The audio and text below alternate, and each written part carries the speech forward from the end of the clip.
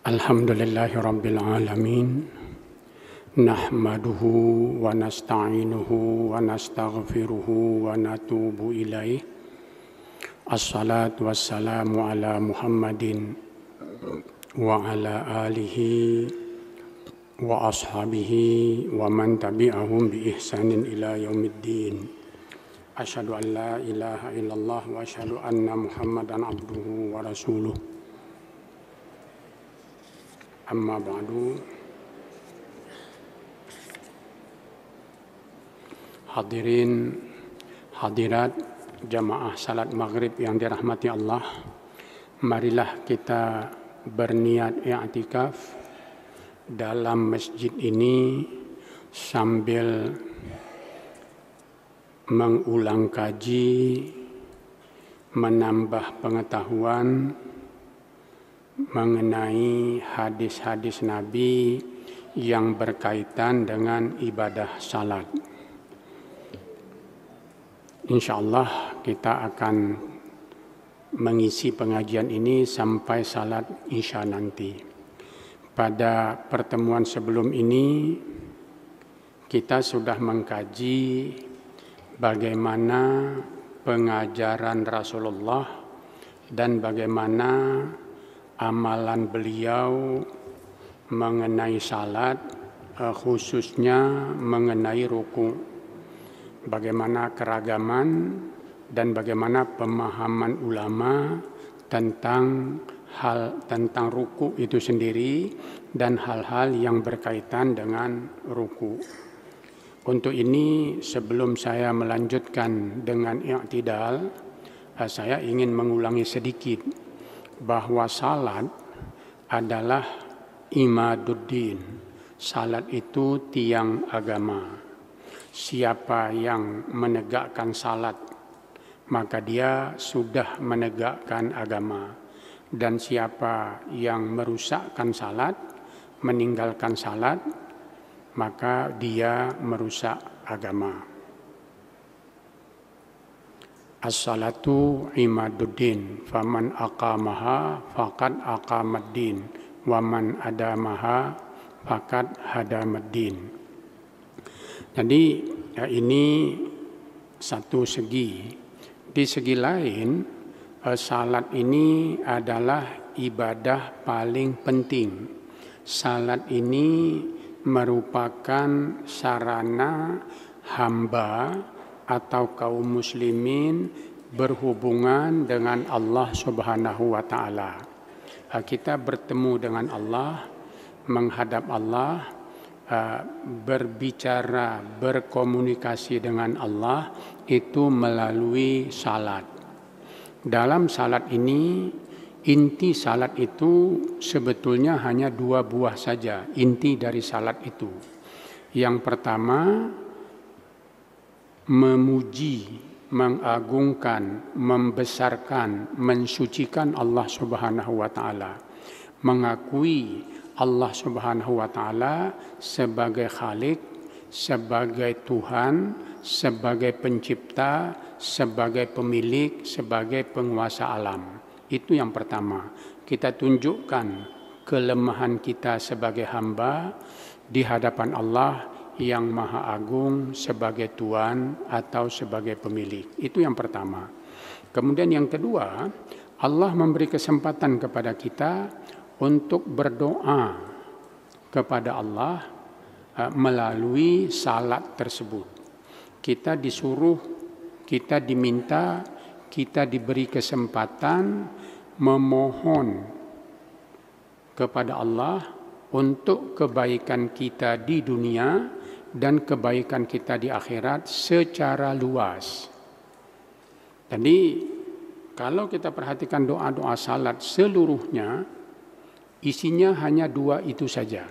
Sebagai contoh, kita sudah terangkan pada pertemuan sebelum ini, itu doa iftitah. Doa iftitah.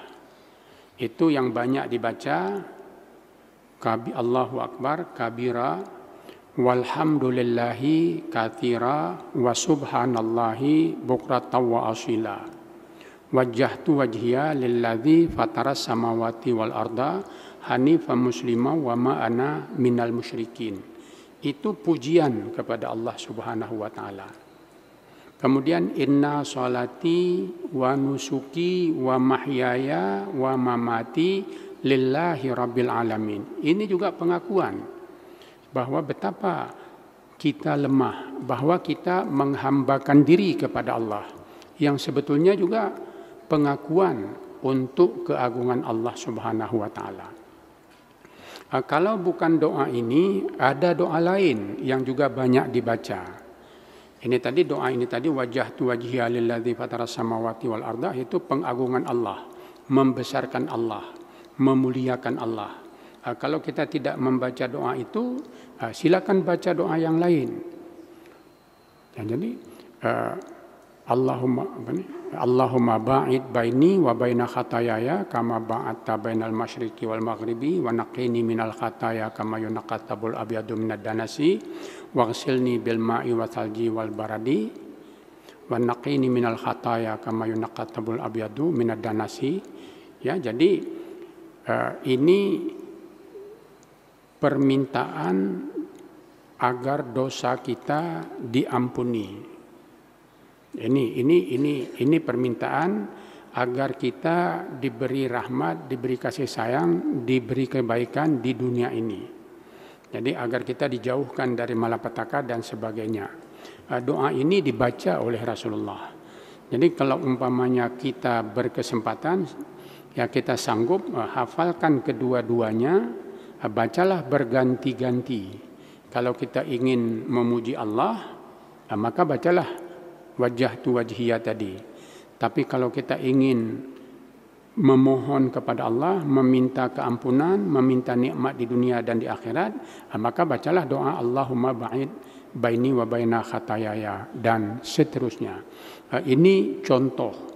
Dan seperti sudah kita bacakan sebelumnya, masih ada banyak doa lain yang bisa kita baca ketika kita memulai salat sebelum membaca Al-Fatihah. Sebagiannya memuji Allah, sebagiannya memohon kepada Allah untuk diampuni, untuk disejahterakan, untuk disehatkan, dan seterusnya. Kemarin ketika ruku juga begitu. Sebagian doa ruku itu berisi pujian kepada Allah, dan ini yang banyak. Subhana rabbiyal azimi umpamanya, itu adalah doa untuk ruku. Jadi subhana rabbiyal azimi itu doa ruku, dan itu pengakuan maha suci Allah yang maha agung, yang maha besar. Jadi subhana rabbiyal a'la juga pujian kepada Allah Subhanahu wa taala.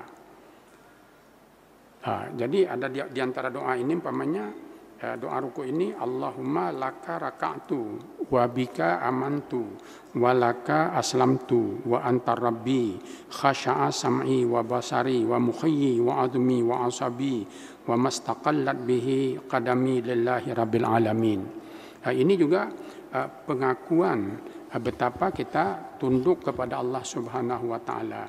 Ya Allah, kepadamulah aku ruku, terhadapmu aku beriman, dan kepadamu pula aku menyerahkan diri. Engkau adalah Tuhanku, baik pendengaran maupun penglihatanku, otakku, tulang-tulangku, urat sarafku, dan apa yang ditopang oleh kedua kakiku. Semuanya itu khusyuk dan tunduk kepadamu ya Allah, penguasa seluruh alam. Ini juga pengakuan bahwa Allah itu maha agung, kita maha lemah. Kemudian ada doa lain lagi yang diriwayatkan oleh Abu Daud dan Nasai, ya.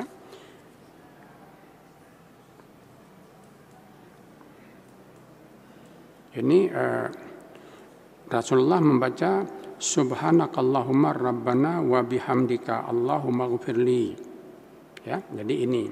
Jadi di dalam doa ini Allah menggabung subhanakallahumma rabbana wa bihamdika. Maha suci engkau ya Allah, Tuhan kami. Allahumma ghfirli, ya Allah ampunilah aku. Ini juga dibaca di dalam doa ruku. Doa ini diriwayatkan oleh Ahmad, oleh Bukhari, dan juga oleh Muslim. Jadi pada ruku pun, kalau kita sering membaca Subhana Rabbiyal Azimi, ada doa yang dibaca Rasulullah yang isinya itu meminta ampun. Subhanakallahumma rabbana wa bihamdika Allahumma ghfirli, menggabung antara memuji Allah dengan meminta ampun kepadanya. Hadirin hadirat yang terhormat, jadi ini insya Allah akan kita temukan lagi pada doa-doa yang lain pada semua salat. Ada doa yang beragam dari Rasulullah. I'tidal ini fardu, itu rukun. Jadi kalau kita salat, kita mesti ruku dan sesudah itu i'tidal. Kalau kita lupa i'tidal, lalu kita sujud sesudah ruku, umpamanya belum sempat i'tidal, kita langsung sujud, sehingga i'tidalnya tidak ada. Itu salat itu tidak sah. Salat itu tidak sah. Kenapa tidak sah? Karena i'tidal ini adalah rukun dalam salat. Perbedaan pendapat itu diberikan oleh mazhab Hanafi. Dalam mazhab Hanafi, kalau kita lupa itu boleh ganti dengan sujud sahwi. Tapi kalau sengaja itu salatnya tidak sah. Tapi kalau lupa boleh diganti dengan sujud sahwi sesudah selesai salat. Tapi itu hanya mazhab Hanafi yang seperti itu. Sedangkan yang lain menyatakan i'tidal itu mesti dilakukan, tidak boleh tidak. Ini. Kemudian berikutnya, bagaimana bangun dari i'tidal ini? Bagaimana bangun dari ruku ini? Bangun dari ruku itu mengucapkan sami Allahu liman hamidah. Ini juga kalau Allahu Akbar itu mengagungkan Allah. Allahu Akbar itu Allah Maha Besar, Allah Maha Agung. Tapi ini juga pujian, sami Allahu liman hamidah. Allah mendengar orang-orang yang memujinya. Itu arti dari sami Allahu liman hamidah. Ucapan sami Allahu liman hamidah itu dalam hadis Nabi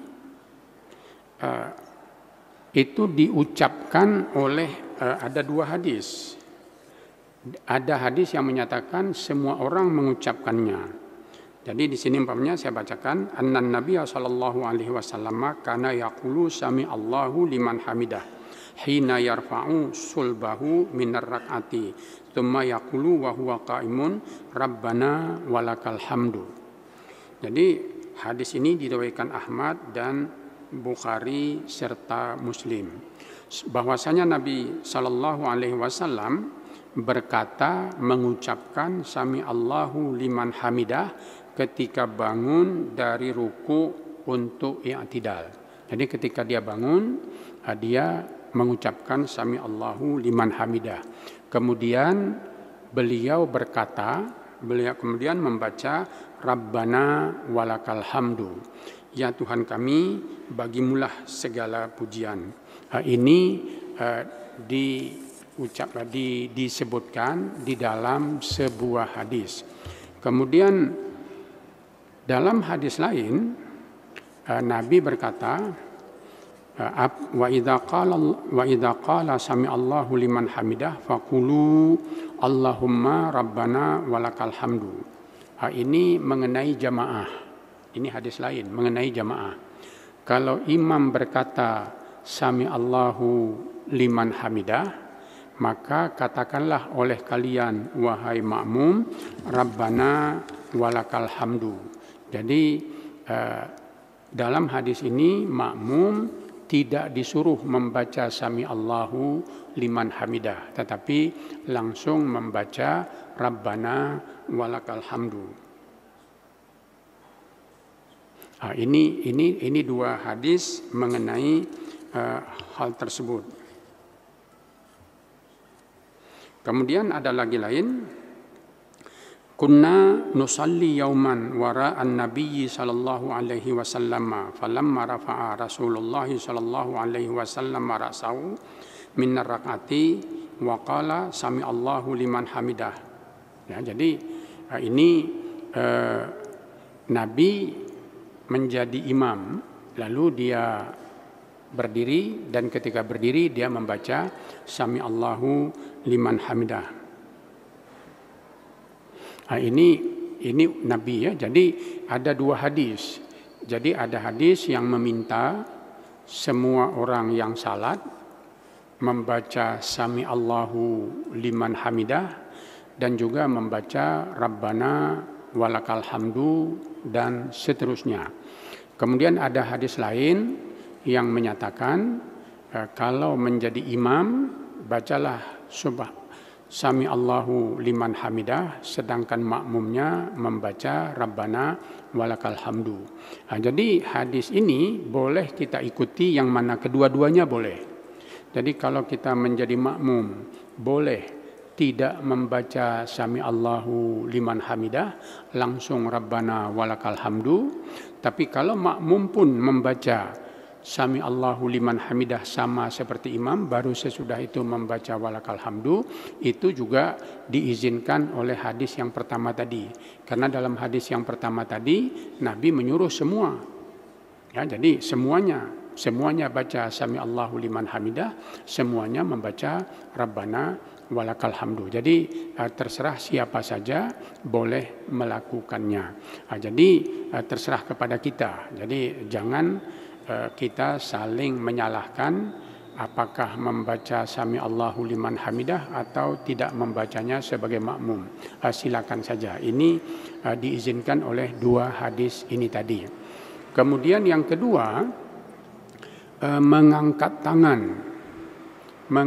tangan ketika akan ruku, ketika akan i'tidal. Ini saya sudah membacakan hadis sebelumnya. Ini juga ada dua hadis. Ya, jadi ada dua hadis. Dua hadis yang pertama, hadis menyatakan Nabi mengangkat tangan ketika bertakbir. Ya, jadi ketika bertakbir Nabi mengangkat tangan. Nabi mengangkat tangan ketika bertakbir ini pertama sekali ketika takbiratul ihram. Yang kedua ketika akan ruku. Yang ketiga ketika bangun dari ruku untuk i'tidal. Yang keempat ketika bangun dari rakaat kedua sesudah tahiyat awal. Ini 4 tempat Nabi mengangkat tangannya di dalam salat ketika ada perpindahan. Sedangkan sujud itu tidak mengangkat tangan.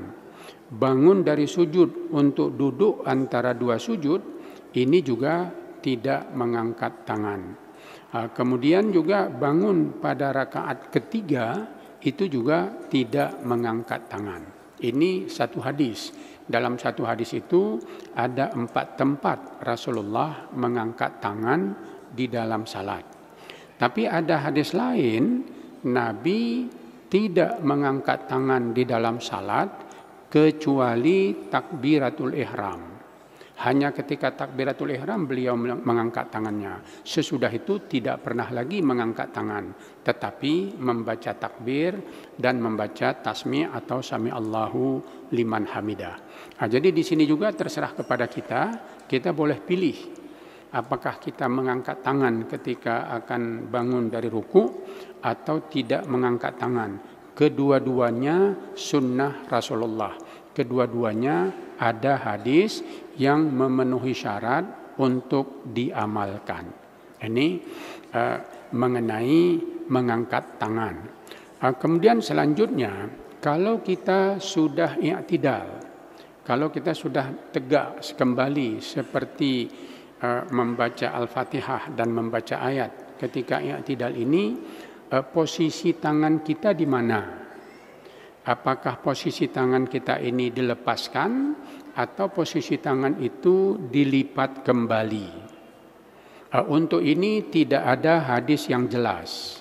Jadi tidak ada hadis yang jelas menyatakan silakan tangan kamu dilepaskan atau silakan tangan itu dilipat. Itu saya belum menemukan hadisnya. Yang ada hadisnya maka berdirilah seperti semula, berdirilah seperti sebelumnya. Jadi di sini itu difahami, ditafsirkan. Ditafsirkan bahwa tangan itu kembali dilipat. Karena kita ketika membaca Al-Fatihah, tangan kita dilipat. Begitulah posisinya. Tapi sebagian yang lain menyatakan tidak.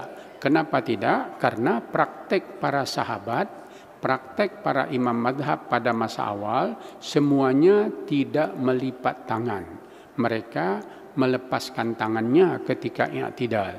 Tidak ada ditemukan riwayat praktek bahwa pada masa awal itu para sahabat melipat tangannya ketika i'tidal. Ini adalah pendapat ulama, pemahaman ulama atas hadis-hadis pada masa belakangan. Sebelum ini saya sudah jelaskan, Imam Malik atau mazhab Malik itu melepaskan tangannya, tidak melipat tangan pada saat berdiri. Jadi bukan hanya ketika i'tidal dia tidak melipat tangan, ketika membaca Al-Fatihah pun tidak melipat tangan. Jadi praktek ini juga tidak ada di dalam hadis. Jadi tidak ada hadis yang menyatakan bahwa Nabi tidak melipat tangannya ketika membaca Al-Fatihah.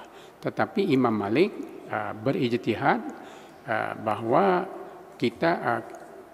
Rasulullah meminta agar kita ketika salat itu senyaman mungkin ketika kita membaca Al-Fatihah dan ayat. Jadi karena itu menurut beliau yang nyaman itu adalah melepaskan tangan. Jadi karena itu ya silakan lepaskan tangan ini. Jadi kembali ke i'tidal tadi, melipat tangan atau melepaskan tangan ini tidak disebutkan secara jelas dipraktekkan oleh Nabi. Itu tidak ada hadis yang menyatakan. Kalau seperti tadi ketika mengangkat tangan dari rukuk itu ada hadisnya. Membaca Sami Allahu liman hamidah itu ada hadisnya. Tetapi untuk melepaskan tangan dan melipat tangan ini saya belum menemukan hadis yang secara jelas menyatakannya. Ini yang bisa saya sebutkan. Hadirin hadirat yang terhormat, kemudian ini ketika bangun dari rukuk ke i'tidal, kita membaca Sami Allahu liman hamidah. Kemudian kalau kita salat sendirian seperti tadi, sesudah membaca Sami Allahu liman hamidah ini, apa yang kita baca? Itu di dalam hadis-hadis ini juga ada beberapa buah. Jadi ada yang menyatakan yang umum itu Rabbana walakal hamdu. Itu yang umum, yang banyak. Tetapi ini juga ada riwayat yang menyatakan Rasulullah itu tidak membaca Rabbana walakal hamdu. Nabi langsung membaca Rabbana lakal hamdu. Jadi tidak pakai wa. Mungkin ini terlalu sedikit perbedaannya, tetapi ada hadis yang seperti itu. Jadi kita silakan saja. Jadi membaca takbir ketika bangun dari ruku ke i'tidal itu sunat, bukan wajib. Itu bukan rukun. Walaupun dipraktekkan oleh Nabi Muhammad, para ulama menganggapnya tidak wajib. Jadi kalau kita tidak baca itu ketika bangun, salat kita tetap sah, cuma tidak sempurna. Salatnya tetap sah. Kita tidak bisa menyatakan salatnya tidak sah karena tidak membaca Allahu Akbar atau tidak membaca Sami Allahu liman hamidah. Itu tidak. Kemarin ketika ruku juga sudah kita jelaskan, bacaan ruku itu juga sunat menurut kebanyakan imam madhab. Jadi imam madhab memahami membaca doa ruku itu bukan wajib. Yang menyatakan itu wajib hanya madhab Hambali, madhab Hanabilah. Madhab Hanabilah semua bacaan dalam setiap kegiatan salat itu wajib. Wajib menurut madhab Hanabilah itu mesti dibaca. Dan kalau kita lupa membacanya, ganti dengan sujud sahwi. Dan kalau kita sengaja tidak membacanya, salat kita menjadi tidak sah dan tidak sempurna. Ini dalam mazhab Hanabilah. Jadi bacaan-bacaan itu wajib, tapi tidak dalam arti seperti difahami oleh mazhab Syafi'i. Kalau mazhab Syafi'i itu, kalau wajib itu ditinggalkan itu menjadi tidak sah, ya. Ditinggalkan sengaja atau tidak sengaja itu menjadi tidak sah, karena yang wajib itu rukun. Tapi dalam mazhab Hanabilah tidak. Kalau tidak ditinggalkan tidak sengaja, ganti dengan sujud sahwi. Jadi ada perbedaan arti wajib. Jadi kalau dengan kata lain, apa yang dikatakan wajib dalam mazhab Hanabilah itu hampir sama dengan sunat muakkad dalam mazhab Syafi'i. Ini saya ulangi kembali, hanya perbedaan istilah saja. Hadirin hadirat jamaah yang terhormat, jadi kalau kita ingin membaca doa, ingin memperoleh pahala, ingin salat kita sempurna, maka doa yang dianjurkan, yang menurut para ulama paling pendek kita baca, yang pernah diajarkan Nabi di dalam hadisnya atau dipraktekkan Nabi dalam hadis yang sampai kepada kita adalah Rabbana walakal hamdu tadi. Jadi kalau kita i'tidal, sesudah sempurna berdiri, lalu kita baca Rabbana walakal hamdu, lalu kita sujud, itu sunnah yang diajarkan Rasulullah itu sudah kita laksanakan. Salat kita sudah mengikuti sunnah Nabi. Ini yang paling minimalnya. Tapi kalau umpamanya kita ingin membaca lebih, itu masih boleh. Ya, masih boleh.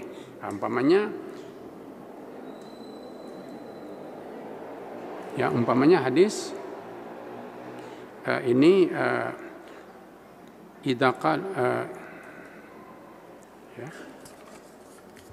ini hadis dari Ahmad, dari Muslim, dari Ahmad, dari Abu Daud dan dari Tirmizi, anna Rasulullah sallallahu alaihi wasallam kana idza rafa'a minar rak'ati qala sami Allahu liman hamidah Rabbana walakal hamdu mil'as samawati wal ardi wa ma bainahuma wa mil'a ma syi'ta min syai'in ba'du. Ini dalam hadis ini Rasulullah ketika i'tidal dia membaca Sami Allahu liman hamidah ketika bangun, lalu Rabbana walakal hamdu mil'as samawati wal ardi wa ma bainahuma wa mil'a ma syi'ta min syai'in ba'du. Jadi Allah mendengar orang yang memujinya, ya Tuhan kami, bagimulah segala puji sepenuh langit dan bumi serta apa yang terdapat di antara keduanya, dan sepenuh apa saja yang selain itu, ya, selain itu. Jadi selain kita memuji Allah, selain seluas langit dan bumi, seluas apa saja yang ada diciptakan Allah Subhanahu wa taala. Kemudian ada doa lain lagi, ya, dari Abdullah bin Abi Aufa dari Nabi sallallahu alaihi wasallam, annahu kana yaqulu wa fi labdin yad'u idza rafa'a ra'sahu minar ruku' Allahumma lakal hamdu mil as-sama'i wa mil al-ardi wa mil ma syi'ta min syai'in ba'du Allahumma tahhirni bithalji wal baradi wal ma'il baridi Allahumma tahhirni minadz dzunubi wa naqqini minha kama yunaqqat thawbul abyadu minal wasakh. Ini doa berikutnya Rasulullah ketika salat, ketika i'tidal dalam salat, dia membaca Allahumma lakal hamdu mil'as samai wa mil'al ardi wa mil'a ma syi'ta min syai'in ba'du Allahumma tahhirni bithalji wal baradi wal ma'il baridi Allahumma tahhirni minadz-dzunubi wa naqqini minha kama yunaqqat thawbul abyadu minal wasakhi. Hadis ini diriwayatkan oleh Ahmad, oleh Muslim, Abu Daud dan Ibnu Majah. Ya, artinya ya Allah, sucikanlah aku dengan air salju, air embun dan air dingin, ya Allah, dengan air dingin. Ya Allah, bersihkanlah aku dari dosa dan bersihkan aku daripadanya sebagaimana kain yang putih dibersihkan dari kotoran. Nah, jadi ini doa yang lebih panjang dibaca Nabi ketika beliau i'tidal.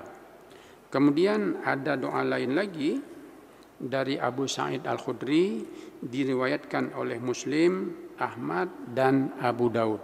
Doa ini, karena Rasulullah sallallahu alaihi wasallam idza qala sami Allahu liman hamidah qala Allahumma rabbana lakal hamdu mil'as samawati wa mil'al ardi wa mil'a ma syi'ta min syai'in ba'du ahlat thana'i wal majdi ahaqqu ma qalal abdu wa kulluna laka abdun la mani'a lima a'taita wa la mu'tiya lima mana'ta wa la yanfa'u dzal jaddi minkal jaddu. Ini hadis ini Rasulullah sallallahu alaihi wasallam apabila bangun dari ruku' kepada i'tidal dan berkata sami Allahu liman hamidah, dia iringi dengan doa Allahumma rabbana lakal hamdu mil'as samawati wa mil'al ardi wa mil'a ma syi'ta min syai'in ba'du. Itu hampir pada semua hadis ini disebutkan, tetapi ini di sini ditambah ahlat thana'i wal majdi ahaqqu ma qalal abdu wa kulluna laka abdun la mani'a lima a'taita wa la mu'tiya lima mana'ta wa la yanfa'u dzal jaddi minkal jaddu. Nah, jadi dalam hadis ini Allah makna dari doa ini, ya Tuhan yang layak menerima sanjungan dan kehormatan, ucapan yang paling pantas buat diucapkan oleh seorang hamba, dan semua kami adalah hamba-Mu. Jadi di sini berkata, ya Allah, Engkaulah yang paling pantas menerima pujian dan penghormatan, ya, dan Engkaulah yang memang betul-betul pantas untuk dipuji.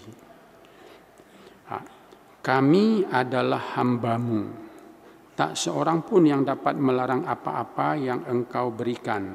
Tidak ada orang yang dapat menghalangi apa yang akan Engkau berikan. Begitupun tak seorang pun dapat memberikan apa yang Engkau halangi. Dan sekali-kali tidaklah bermanfaat bagi orang yang mempunyai kebesarannya itu. Jadi seberapa agung pun kita, itu tidak ada artinya di mata Allah Subhanahu wa ta'ala. Kemudian selain dari ini masih ada sebuah doa lagi. Ini dari annahu kana yaqulu ba'da sami Allahu liman hamidah li rabbiyal hamdu hatta yakuna i'tidaluhu qadra ruku'ihi. Jadi dalam hadis ini disebutkan bahwa Nabi sesudah mengucapkan sami Allahu liman hamidah ketika i'tidal, dia berkata li rabbiyal hamdu, bagi Tuhankulah pujian, bagi Tuhankulah pujian. Ini diulang-ulang Nabi sampai panjang i'tidalnya lebih kurang sama dengan panjang ruku. Jadi panjang i'tidal sama dengan panjang ruku.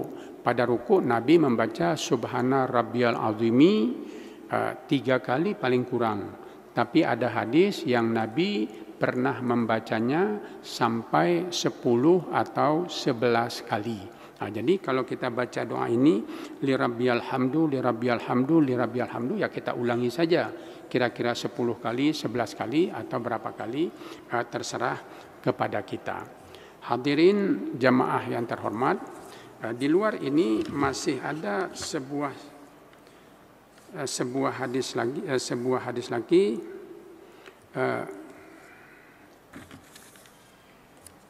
Ya. Sebuah hadis lagi, kunna nusalli yauman wara'an Nabi sallallahu alaihi wasallam. Falamma rafa'a Rasulullah sallallahu alaihi wasallam ra'sahu min ar-rak'ati wa qala sami Allahu liman hamidah, qala rajulun wara'ahu Rabbana lakal hamdu hamdan katsiran tayyiban mubarakan fih. Falamma sarafa Rasulullah sallallahu alaihi wasallam qala man al-mutakallim anifan, qala ar-rajulu ana ya Rasulullah. Faqala Rasulullah sallallahu alaihi wasallam, laqad ra'aitu bid'atan wa thalathina malakan yabtadirunaha ayyuhum yaktubuha awalan. Hadis ini diriwayatkan oleh Imam Bukhari, Imam Malik, Abu Daud, dan Imam Ahmad. Ini Rifa'ah bin Rafi' berkata, kami salat pada suatu hari sebagai makmum di belakang Rasulullah sallallahu alaihi wasallam. Ketika Rasulullah bangun dari rukuknya untuk i'tidal, ia berkata, sami Allahu liman hamidah. Lalu ada seorang jamaah di belakang Nabi membaca dengan keras, Rabbana lakal hamdu hamdan katsiran tayyiban mubarakan fih. Ini doa dibaca oleh seorang jamaah yang menjadi makmum di belakang Nabi ketika i'tidal. Ini dibaca oleh orang tersebut. Rabbana lakal hamdu hamdan katsiran tayyiban mubarakan fih. Ini doa yang dibacanya. Kemudian sesudah selesai salat, Rasulullah bertanya, siapa yang membaca doa tadi? Siapa yang membaca doa secara keras tadi? Orang itu menjawab, saya ya Rasulullah. Lalu Rasulullah Shallallahu Alaihi Wasallam berkata, saya melihat lebih 30 malaikat. Lebih 30 malaikat berlomba-lomba untuk menjadi yang pertama menuliskan pahala untuk bacaan tadi. Ya, nah ini. Jadi sesudah selesai salat, Rasulullah bertanya, siapa yang membaca doa tadi?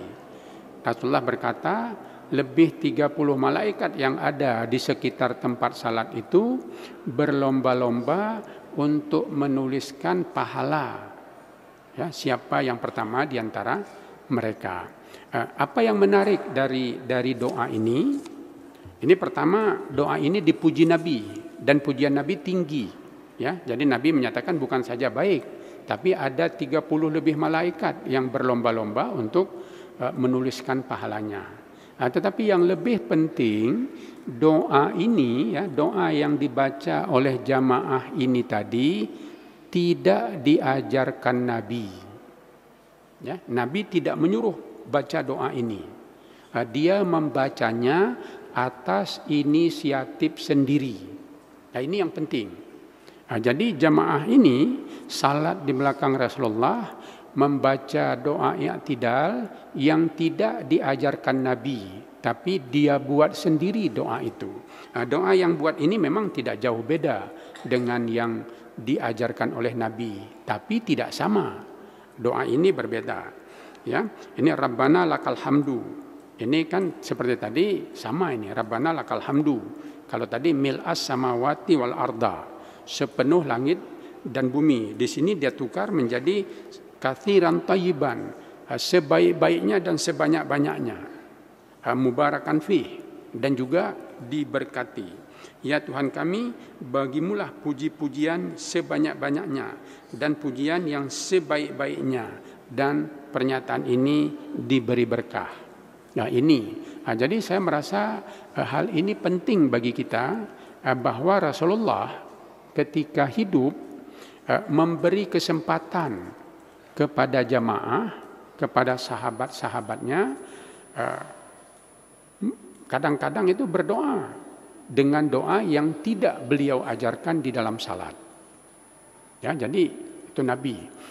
Cuma bacaan sahabat ini karena dikonfirmasi ke Nabi, karena dibaca di belakang Nabi, disetujui Nabi, dia menjadi hadis. Jadi bukan lagi dianggap sebagai inisiatif penuh seorang makmum, tetapi inisiatif seorang makmum yang disetujui Nabi. Ini yang penting. Jadi makmum diberi izin membacakan doa yang tidak diajarkan Nabi karena disetujui Nabi sesudah itu. Kalau ditegur Nabi maka dia tidak jadi. Ya, kalau ditegur Nabi menjadi tidak sah. Tapi nanti akan kita lihat itu hampir tidak ada. Ya, jadi doa-doa yang atas inisiatif sahabat itu semuanya dipuji dan diizinkan oleh Nabi Shallallahu Alaihi Wasallam.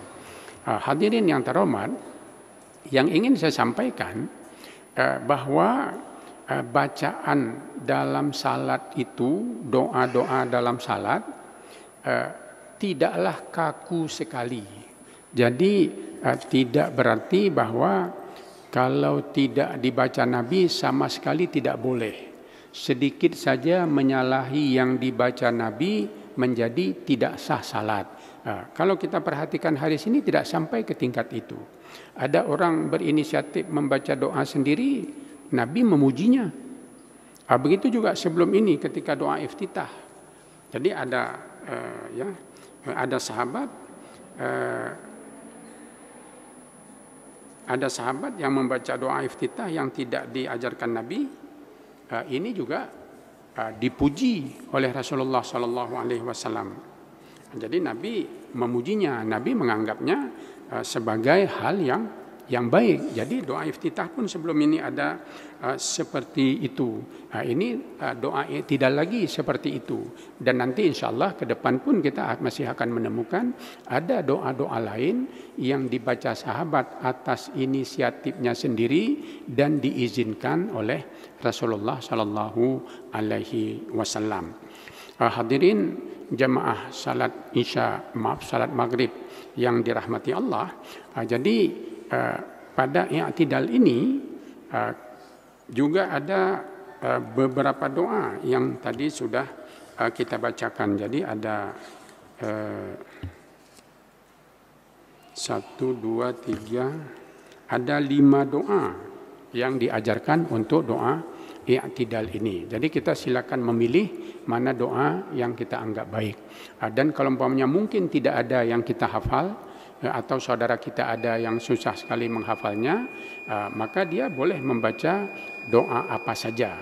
Jadi Imam Mazhab berkata tidak ada doa khusus yang mesti kita baca ketika i'tidal. Yang penting kita membaca sesuatu ketika i'tidal itu yang panjangnya lebih kurang sama dengan ruku. Ini pendapat ulama, tapi dalam hadis seperti tadi. Dan Nabi memberi izin kepada jamaahnya, memuji jamaah yang menciptakan, yang menyusun doa sendiri di luar doa yang diajarkan oleh Rasulullah. Demikian kita ceramah pada malam ini. Mudah-mudahan ada manfaatnya bagi kita semua. Rabbana atina fid dunya hasanah wa fil akhirati hasanah wa qina adzabannar. Assalamualaikum warahmatullahi wabarakatuh.